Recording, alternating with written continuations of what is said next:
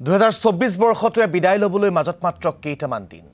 এই 2024 বৰ্ষটোৰ অন্তিমটো দেওবাৰত আজি প্ৰতিদিন টাইমৰ কাৰ্যালয়ৰ কৰ্মচাৰীসকলেও লগে ভাগে এসাঁজ খোৱাৰ বাবে এক বনভোজৰ আয়োজন কৰিছে মহানগৰীৰ দাঁতিকাষৰীয়া সোণচালিত।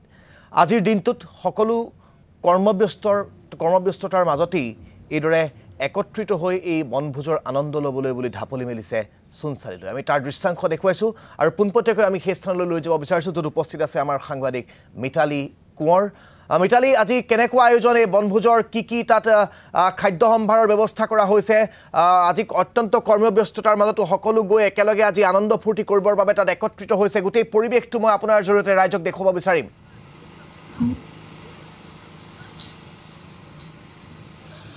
হয় ৰাজদীপ, ইতিমধ্যে গম পাইছে যে আজি বছৰৰ অন্তিমটো দেওবাৰ আৰু এই দেওবাৰৰ দিনটোত সকলোৱে পৰিয়ালবৰ্গৰ সৈতে আপোনজনৰ সৈতে এসাঁজ লগে ভাগে খোৱাৰ উদ্দেশ্যে সকলোৱে বনভোজস্থলীসমূহত ভিৰ কৰিছেহি। আৰু আপুনি যিহেতু কৈছে যে সংবাদ মাধ্যমৰ লোকসকল প্ৰত্যেকটো মুহূৰ্তত ব্যস্ত হৈ থাকে আৰু ইতিমধ্যে গম পাইছে যে মই আছোঁ ইয়াত আৰু আপুনি এইখিনি মুহূৰ্তত নিউজ পঢ়ি থাকিব লগা হৈছে ষ্টুডিঅ'ত। গতিকে চাওক যে সকলোৱে একেলগে উপভোগ কৰিব নোৱাৰে, কিন্তু তেনেধৰণে সময় মিলাই সকলোৱে এনেধৰণে ওলাই আহিছে সোণচালিলৈ। এয়া হৈছে প্ৰতিদিন টাইমৰ যি পৰিয়ালবৰ্গ, সেই পৰিয়ালবৰ্গ যিসকল অকণমান আজৰি হৈছে সেইসকল ওলাই আহিছে আৰু যিসকল আজৰি হ'ব সেইসকলো তেনেধৰণে সময় মিলাই ওলাই আহিছে। আৰু আজি যিহেতু লগে ভাগে এসাঁজ খোৱাৰ উদ্দেশ্যে ইয়ালৈ আহি পাইছেহি, এয়া দেখিছে যে সাংবাদিকসকল আহিছে, ইয়াতে যিসকল এংকৰসকল আহিছে আৰু যিসকল সকলো আহিছে। আমি দেখিছে যে এয়া হৈছে, ধৰিব পাৰিছে নিশ্চয়, সুনীত কুমাৰ ভূঞা আজি ষ্টুডিঅ'ৰ পৰা আহি সুন্দৰকৈ অকণমান মুকলি মনেৰে আজি উপভোগ কৰাৰ বাবে আহিছে। আমি সুনীতৰ কাষলৈ যাম। দাদা, যিহেতু আমাৰ পৰিয়াল সকলো ব্যস্ত, কিছু হয়তো এতিয়াও নিউজ পঢ়ি আছে, আমি ইয়াত আহিছোঁ সময়। আজি অন্তিমটো দেওবাৰ 2024 চনৰ, আৰু সকলো যিহেতু কৰ্মব্যস্ততাৰ মাজতে থাকে, তাৰ কাৰণে আমাৰ এইটো পৰম্পৰাই হৈছে আচলতে সকলোৱে মিলি এসাঁজ খোৱাটো। আৰু এতিয়াও আমাৰ বহুখিনিয়ে কাম কৰি আছে বা ইয়াত থকা বহুখিনিয়ে খাই পেলাই কাম কৰিবলৈ যাব।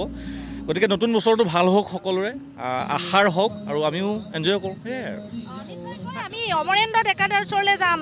অমৰদাক অকণমান দেখুৱাবলৈ যত্ন কৰিছোঁ ভালকৈ। কেমেৰাৰ ফ্ৰেমত গেট আপটো চাই লওক প্ৰথম দৰ্শকসকলে, তাৰপিছত আমি কথা পাতিম। অমৰদা, কেনেকুৱা আয়োজন, আজি কি আছে খানাত?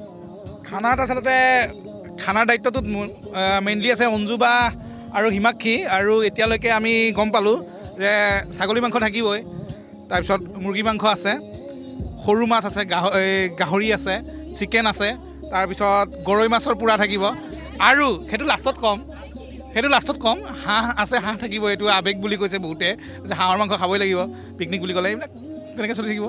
আমাৰ সৌমিতা মজুমদাৰ বৌ আছে। বৌ, কি আজি কেনেকুৱা লাগিছে যে ব্যস্ত হৈ থকা যায়, পুৱাৰ ভাগত ডিউটি কৰি ইয়ালৈ আহিব লগা হৈছে? হয়, পুৱাৰ ভাগত ডিউটি কৰিবলগীয়া, কিন্তু মই আজি বৰ্তমান ছুটি লৈছোঁ।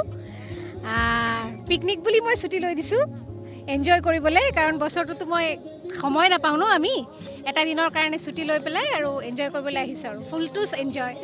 আৰু আমাৰ যিহেতু পিকনিকৰ সভাপতি সম্পাদক খুব গুৰুত্বপূৰ্ণ পদ দুটাত আছিলে, আৰু যিহেতু এওঁলোকৰ এইকেইদিন মানে কিমান কষ্ট হৈছে মই গম পাওঁ। অঞ্জুবা, কেনেকৈ আয়োজন কৰা হ'ল গোটেই পিকনিকটো? কাৰণ মই গম পাইছোঁ যে যথেষ্ট কষ্ট হৈছে। কষ্ট হয়, কিন্তু গোটেই বছৰটোত আমি এই দিনটোৰ কাৰণে ৰৈ থাকোঁ, কোনদিনাখন আমি যাম, কাৰণ গোটেই বছৰটো আমি ব্যস্ত থাকোঁ। আমাৰ কাৰণে কোনোদিন বন্ধ নাই বা ছুটি নাই, তাৰ মাজত আমি কাম কৰি থাকিব লাগে। তাৰ মাজত পিকনিকৰ দিনটোৰ কাৰণে আমি চবেই ৰৈ থাকোঁ, আৰু কোনোবাইতো আগভাগ ল'ব লাগিব ন, সেইটো কাৰণে আমি আগভাগটো লওঁ।